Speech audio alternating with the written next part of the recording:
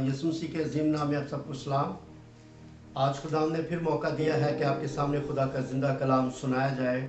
आइए खुदा के जिंदा कलाम को मेरे साथ खोलिए। इमसाल की किताब 22 बाब उसकी 6 आयत।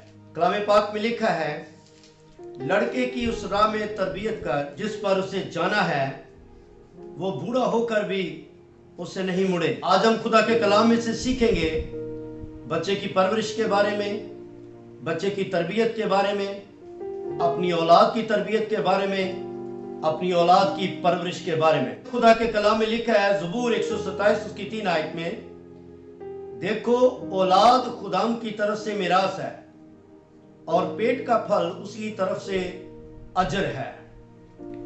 हमारा ईमान है कि औलाद खुदाम की तरफ से मिरास है और पेट का फल भी उसी की तरफ से है।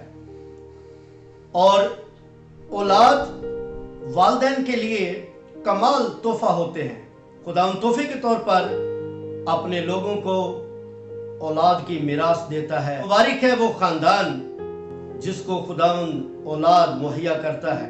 और भी बहुत सारे खानदान ऐसे हैं दुनिया में जो बे औलाद हैं, लेकिन वो परेशान मत हो।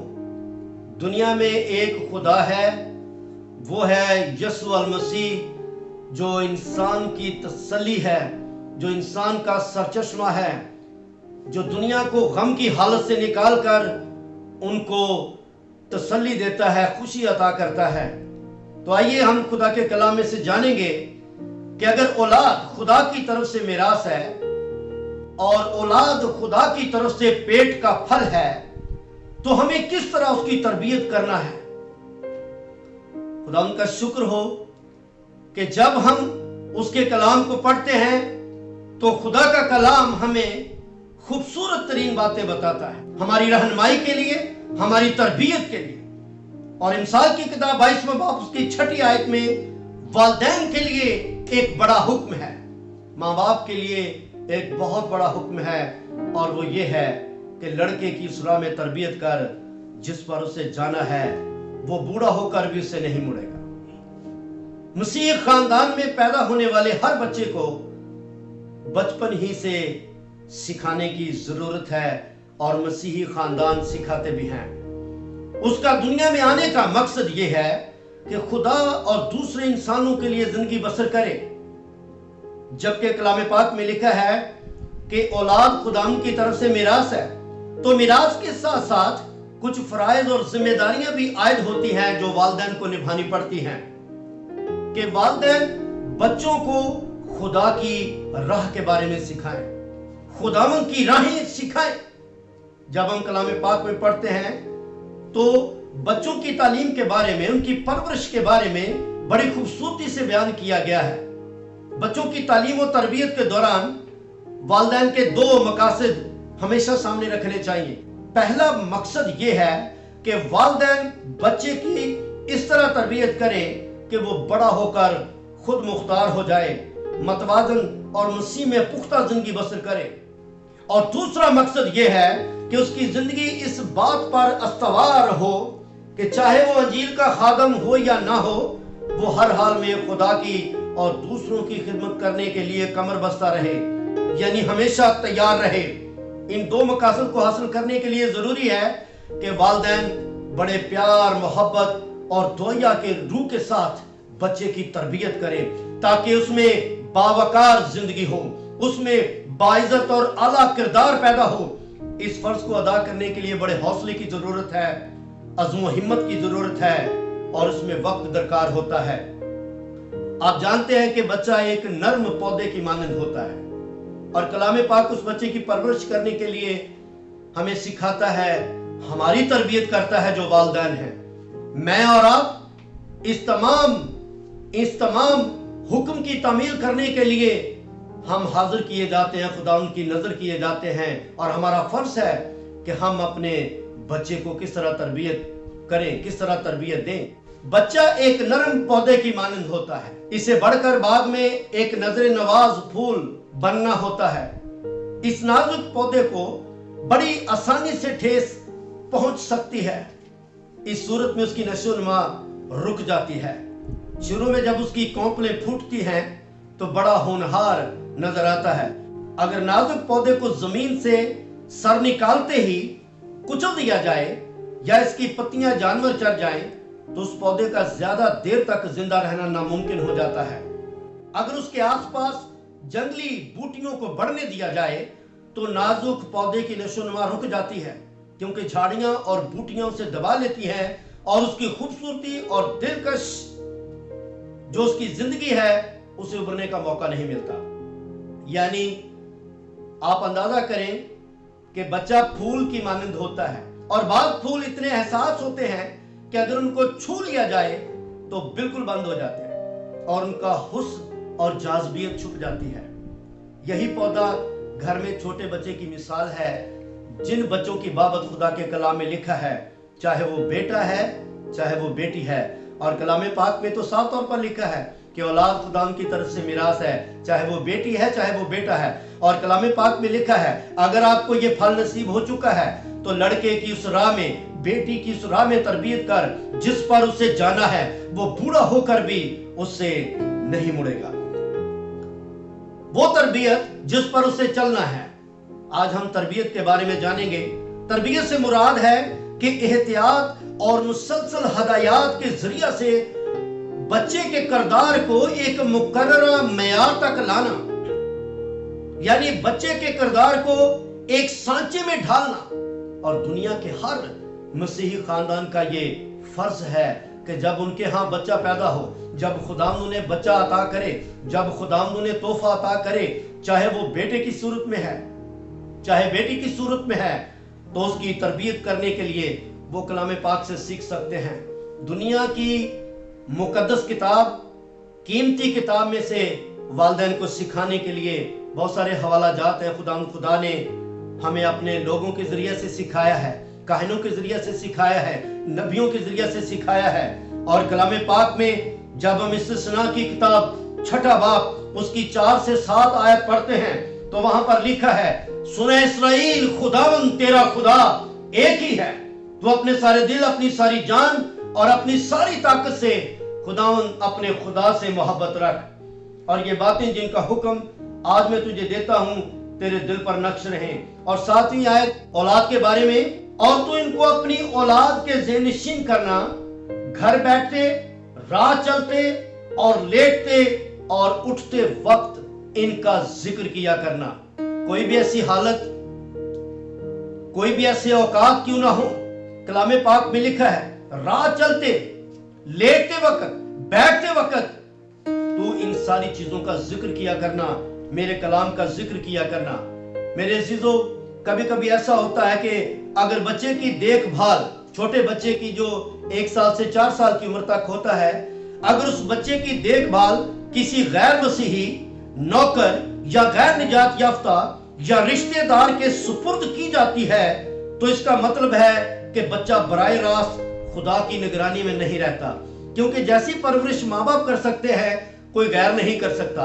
और आपने अमूमन पूरी दुनिया में देखा होगा कि बहुत सारी वजूहात की बिना पर, बहुत सारी मजबूरियों के बायस, बहुत सारी मुश्किलात के बायस हम अपने बच्चे को 1 साल से 5 साल के दरमियान हम किसी दूसरे के सुपुर्द कर देते हैं। तो कलाम पाक में लिखा है वो बराए रास्त खुदा की निगरानी में नहीं रहता। शायद वो ज्यादा सीख ना पाए, शायद उसकी ज्यादा तरबियत ना हो सके।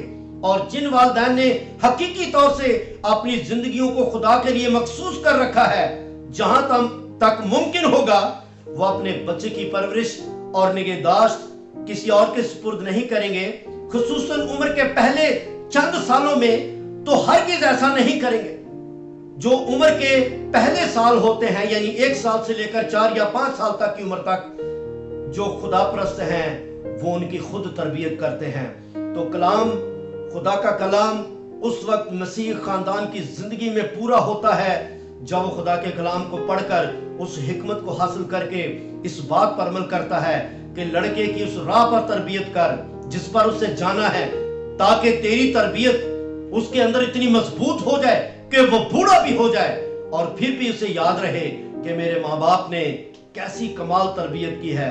और मेरा ईमान है कि दुनिया में बहुत सारे खानदान, मसीही खानदान इस कलाम पर अमल करते हैं, खुदा के कलाम पर अमल करते हैं।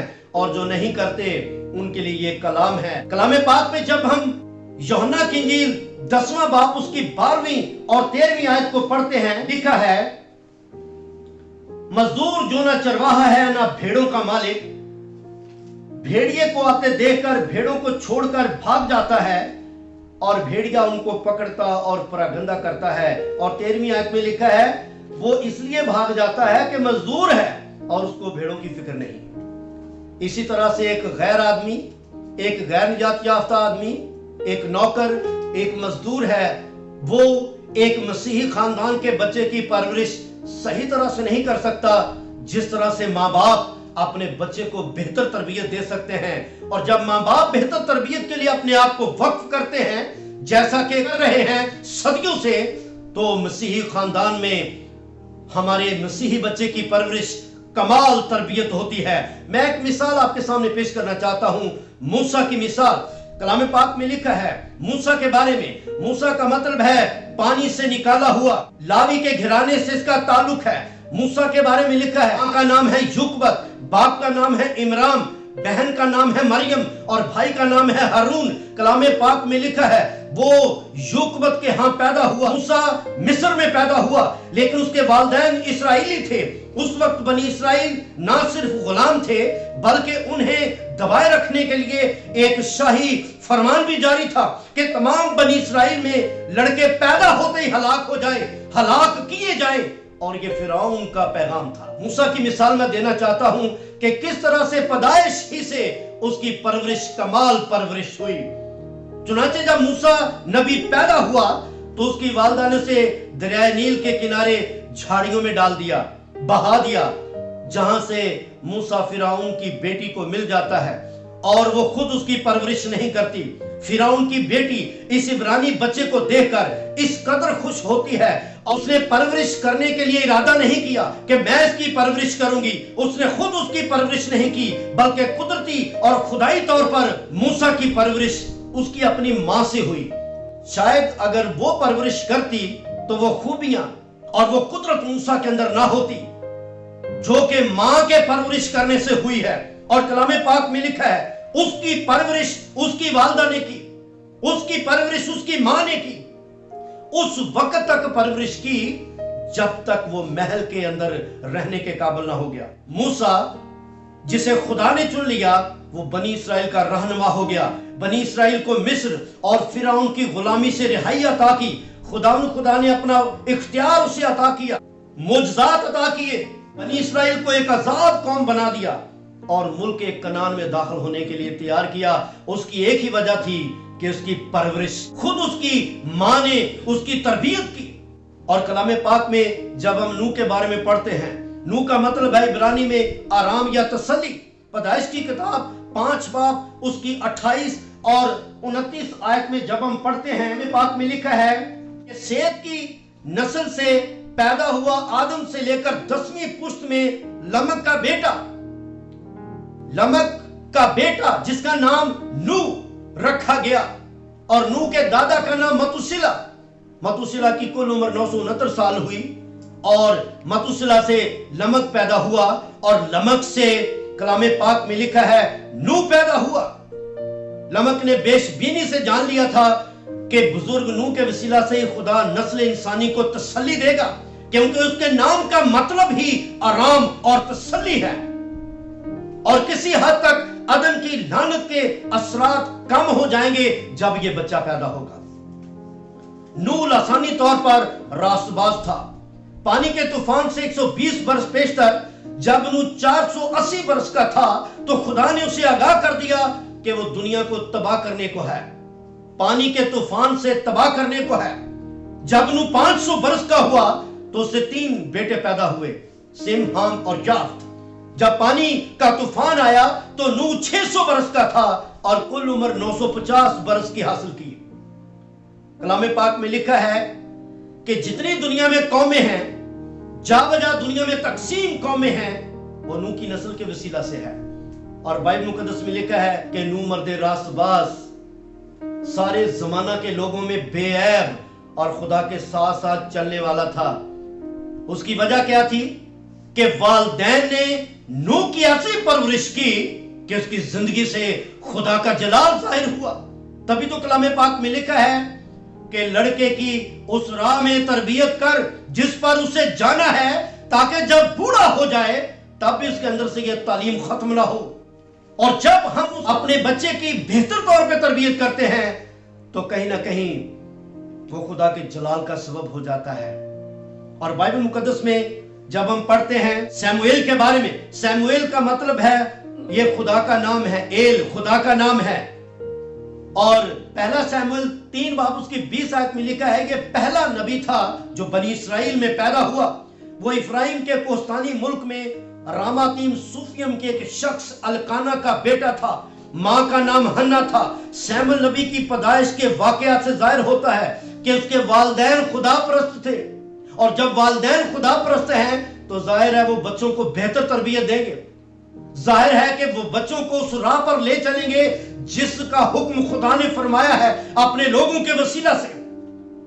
چونکہ ہنا بھانج تھی اس لیے اس نے اپنے دلی غم کو خدا کے آگے انڈیل دیا۔ وہ خدا پر ایمان رکھتی تھی کہ وہ میری دعا کا جواب ضرور دے گا، اور ایک وقت ایسا آیا کہ خدا نے ہنا کی دعا کا جواب دیا۔ جب سیموئیل نبی پیدا ہوا تو ہنا نے وعدہ کیا تھا، خداوند تو مجھے بیٹا دے گا تو میں تیری خدمت کے لیے سپرد کر دوں، میں تجھے دے دوں گی۔ اور بائبل مقدس میں لکھا ہے کہ ہنا نے اس وعدے کو پورا کیا اور لڑکے کا دودھ چھڑایا گیا، اور سیلا ایک شہر میں خداوند کے گھر لے گئی، سردار کہن ایلی کے سپرد کر دیا۔ سیلا کے شہر میں، سیلا افرایم کے کوستانی علاقے میں ایک شہر ہے جہاں پر خدا کے عہد کا صندوق 400 سال تک رہا، اور بیت ایل کے قریب ہے۔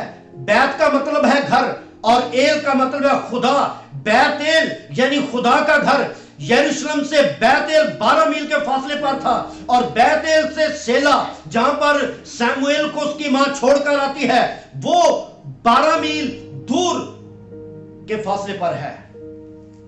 سیموئیل نبی خدا ان کے گھر پروان چڑھا جب وہ بچہ تھا، اسے سیلا میں چھوڑا گیا سردار کہن ایلی کے ہاں۔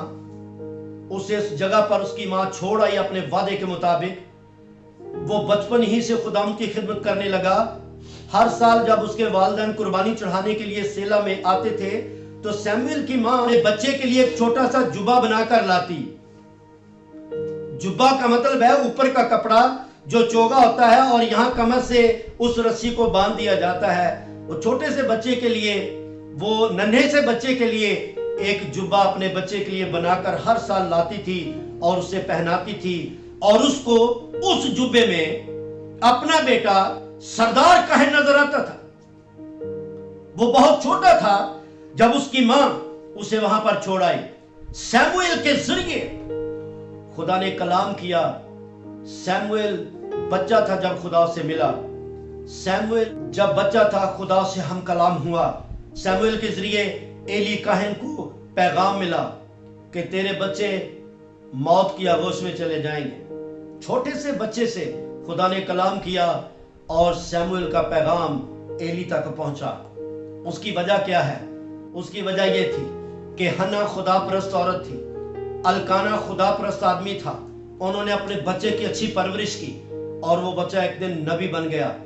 اپنے بچے کی ایسی تربیت کر کہ جب وہ بوڑھا ہو جائے تب بھی وہ تعلیم اس کے اندر نظر آئے، وہ مسیحی خاندان میں نظر آئے۔ اور کلام پاک میں ہم دیکھتے ہیں چاہے بیٹا ہو چاہے بیٹی ہو، خداوند کی حضوری میں قابل قبول ہے۔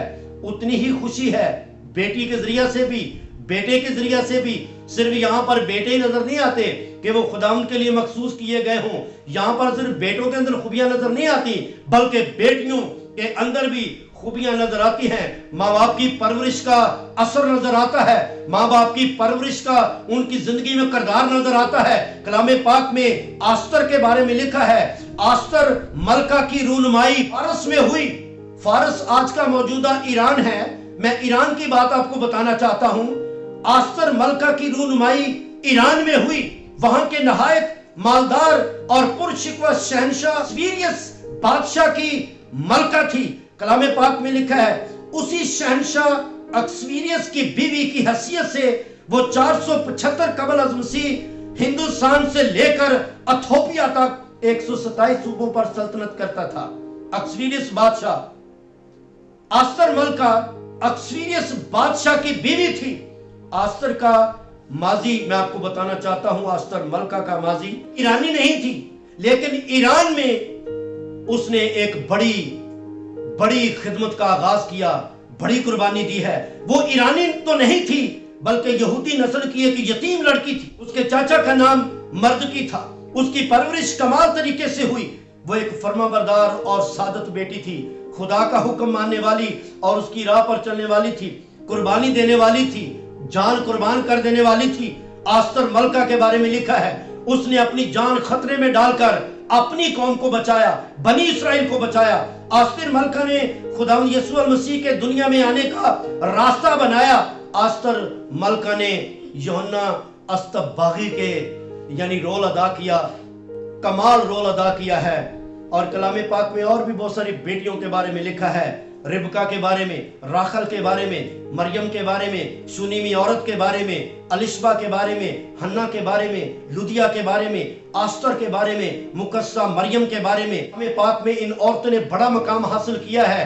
अगर आपको बेटी नसीब हुई है, अगर आपको बेटा नसीब हुआ है, तो जब हम उसकी परवरिश करते हैं, जब आप उसकी परवरिश करते हैं मसीह में होकर, तो सैमुएल नबी भी बन सकता है। पाक में हमने देखा कि वो मूसा भी बन सकता है, खुदा से कोई भी खिताब दे सकता है, क्योंकि जब आपकी परवरिश खुदा के कलाम के मुताबिक है तो जाहिर है कि वो खुदा के कलाम के मुआफिक उसकी जिंदगी का असरो रसूख भी होगा। हर एक बच्चे में 3 चीजें होती हैं। किसी शख्स की इनफरादी शख्सियत मुरतब करने में 3 बातें अहम किरदार अदा करती हैं। पहली बात होती है विरासत, दूसरी बात होती है माहौल, और तीसरी बात होती है इरादा। यानी विरासत प्लस माहौल प्लस इरादा, जब इन तीनों चीजों को इकट्ठा किया जाए तो एक कमाल शख्सियत बन जाती है। और वो कमाल शख्सियत खुदा के कलाम में से हासिल की जाती है जब मसीही खानदान मसीही तौर पर, रूहानी तौर पर अपने बच्चे की परवरिश करता है। विरासत का मतलब क्या है? यानी वो खसूसियात जो बच्चे को विरसे में मिलती हैं, वो पैदाइशी तौर पर इसमें मौजूद होती हैं। मसलन जिस्मानी खद्दोखाल, सीखने की सलाहियत, रूहानी सूझबूझ की काबिलियत। विरासत यानी बाप दादा और गुज़श्ता नस्लों से मिलती है। और जितने लोगों का मैंने नाम बताया वो तो लावी खानदान से थे, उनको तो रूहानियत विरासत से ही मिली हुई थी, उनकी परवरिश तो विरासत से ही कमाल परवरिश थी। और जरूर है कि हम उन खानदानों जैसा मुजाहरा करें जैसा कि कलाम पाक में लिखा है कि अपने बच्चे की तरबियत कर, राह चलते उठते लेटते वक्त खुदा के कलाम का जिक्र कर। और कलाम पाक में लिखा है कि हमारी तरबियत का असर क्या होगा, माँ बाप की परवरिश का असर क्या होगा। मसीही खानदान जो मसीही माँ बाप है उनका अपनी औलाद के लिए तरबियत का असर क्या होगा कि जबकि वो बूढ़े भी हो जाए तो वो तालीम का असर उनकी जिंदगी में रहेगा। दूसरी बात है माहौल। वालिदैन और मुआशरा बच्चे का माहौल पैदा करता है। बच्चा खुद तो माहौल या हालात का जिम्मेदार नहीं होता। माहौल से मुराद किसी के आसपास के हालात, इनमें जिस्मानी हालात, रूहानी हालात दोनों शामिल हैं। और इस तरह से माहौल, जब हम मसीही होकर अपने बच्चे को 1 साल से लेकर 4 या 5 साल की उम्र में अच्छा माहौल मुहैया करते हैं, विरासत तो बाकायदा उसके अंदर होती है, लेकिन जब अच्छा माहौल मुहैया करते हैं तो खुदा के हजूर में लिखा है कि उसके अंदर रूहानी बातें, जो कुछ माँ बाप कहता है वो अमल करता जाता है, रूहानी बातों का असर उसकी जिंदगी में होता है। तीसरी बात है इरादा। इरादे से मुराद किसी शख्स की शौरी और रूहानी हरकत या अमाल का बच्चे के इरादे पर सबसे ज्यादा असर होता है, सबसे ज्यादा असर माहौल का होता है। इसलिए बच्चे के इरादे की तश्कील में घर का माहौल बेहद अहमियत रखता है। बच्चे की इरादे की नशो नुमा पर इस बात का बेहद असर पैदा होता है कि वालिदैन उसकी तरबियत करते हैं। और से जरूरी है कि हम उस कलाम को याद रखें कि लड़के की सुराह में तरबियत कर, जिस पर उसे जाना है वो बूढ़ा होकर भी उससे नहीं मुड़ेगा। हमें इस कलाम की तरफ तवज्जो देनी है। बेशक औलाद खुदाम की तरफ से मिरास है, पेट का फल खुदाम की तरफ से अजर है, और हम कैसे उसकी परवरिश करें, किस तरह से उसकी निगहदाश्त करनी है, कलाम के मुआफिक कलाम से हिकमत हासिल करें, कलाम से हिकमत पाएं और कलाम से हिकमत पा करके खुदा के कलाम में अपने बच्चों की ऐसी परवरिश करें कि एक वक्त आए کہ وہ سمویل نبی کی مانند ہو. ایک وقت آئے کہ ہمارا بیٹا موسیٰ کی مانند ٹھہرے. ایک وقت آئے ہمارا بیٹا یوحنا عارف کی مانند ٹھہرے. ایک وقت آئے ہمارا بیٹا یوحنا استباغی کی مانند ہو. اور کلام پاک میں لکھا ہے اگر بیٹی ہے تو پھر بیٹی آستر کی مانند ہو, بیٹی ربکا کی مانند ہو. اور ہماری بیٹی کلام پاک میں لکھا ہے مریم کی مانند ہو. ہماری بیٹی سنیمی عورت کی مانند ہو. ہماری بیٹی لدیا کی مانند ہو. ہماری بیٹی ایسی مقدس عورتوں کی مانند ہو جس طرح سے اس نے والدین سے پرورش حاصل کی ہے. خداوند آپ سب کو برکت